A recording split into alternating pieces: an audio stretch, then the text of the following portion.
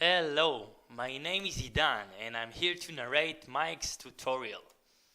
We are going to present you a basic artifact workflow with Glare. For this example, we will use images artifact type that describe images of virtual machines.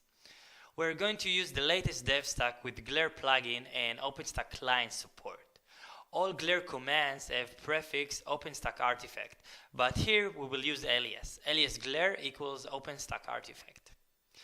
We will use demo user for all the commands. So let's do source, OpenRC demo. To get information about any artifact type, just enter the command glare schema images. So here it's specific for images, which is artifact type, and we can do it for other artifact types. It returns a basic description of all image attributes. Some of them are common, like name or ID, and some are artifact type specific, like minram. For image, we have two required attributes, disk format and container format. Also, blob image must be uploaded before artifact activation. Initially, we create an artifact with drafted status. So let's create new artifact. Let's do it by glare create image hello world. Here we created absolutely empty image hello world.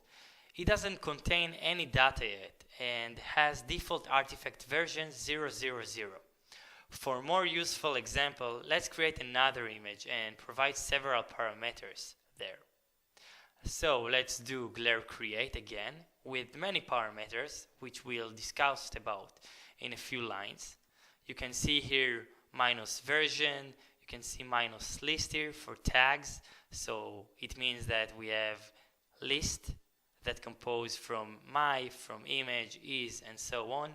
Minus D for dictionary, so the metadata would be dictionary with key first and value 1, key second and value 2, and so on.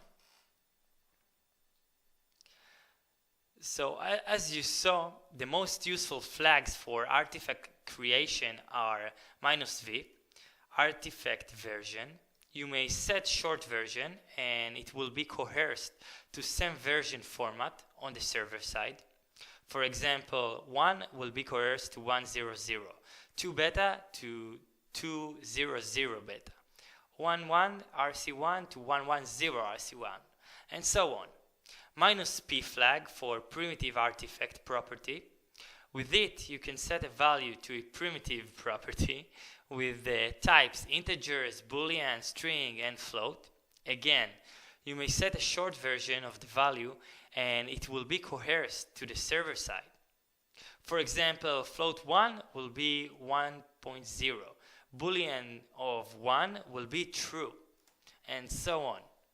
-l flag for comma separated list of values in format list name equals to val, then comma, val2, and so on. -d for dictionary, comma separated dict of values in format as you saw before. To update artifact values, type the command glare update. So here we do it for type, for artifact type image with the name my image. -p, that's what we want to update, metadata third to equal 3. So it adds another value to artifact's metadata. Let's look at it. So we can see it over here, third 3, that's what we have just added together. So by default, it requires artifact name, and if there are several artifacts with one name, it gets the latest one, in other words, with the highest version. If you want to update artifact with specific version by name, then you should set the version with -v flag, like -v1. If you want to update artifact by its ID, then add -i or -ID flag right after artifact type name. For example, let's do glare update image -ID with the ID. To get information about artifact, you can enter the command glare show image and the name of your image. It returns all current artifact attributes, or more precisely fields, and provides information about their types. Again, it returns only latest version of artifact. For specific versions, set -v. For getting information by ID, add --ID. Now, let's see how we can upload binary data to our artifact. So, we're doing it by adding --file over here. And we have this etc fstab that we created before. All we need is just to provide some local file to the command upload with option --file, and it will put you file to Glare store. Glare will automatically calculate MD5, SHA1, so on, before putting given file to the store. By default, images artifact type has a default blob image, and if you don't specify a blob name, then upload will be performed to image. If you want to set specific blob attribute like icon, you have to add flag -p with blob icon. Also, there is a possibility to specify a content type for binary data with -- content type option. Let's do that. So we're gonna add -- content type. To download the image, we use command download and specify a local file where to download the file. So here we want to download the file to fstab in our local, and we can see that the file has been downloaded correctly. Notice content type of blob data is added to related response header. Let's remove fstab. Now we want to activate image or change its status to activate. But it is impossible because container format is not set. Let's try to activate, and we can see that the attribute, or more precisely the field, must be set before activation. So let's add container format to the image and activate it. Let's do it by the following command. Now let's try to activate image of my image. Now image is status active. Alternative way to activate an artifact is to update status directly. In other words, glare update image my image -p, so the status would be equals to active. And if you haven't noticed here, you can see the status here, which is active. Now, this image is active and all its attributes are immutable, except those which are marked as mutable. Let's change disk format. Let's try to do it by glare update the disk format to be ISO, and we can see that we got forbidden to change the property disk format after activation. But changing the description is okay, since it's a mutable attribute. So let's try to change the description to I am an image, and when we can see that it went successfully here. Now let's try to deactivate the image. This operation is admin only, so we have to change our user to admin. Let's do that. Now let's try to deactivate image my image. So notice that the status now is active, and after the command we're gonna find the status to be deactivated. Alternative way to deactivate an artifact is to update its status. In other words, something like status equals deactivated. When artifact is deactivated, no one except admin itself is able to download this artifact data. Let's do source again to demo.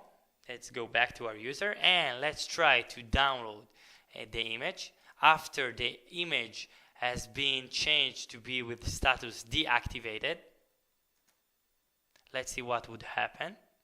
And we got only admin is allowed to download artifact data when it's deactivated.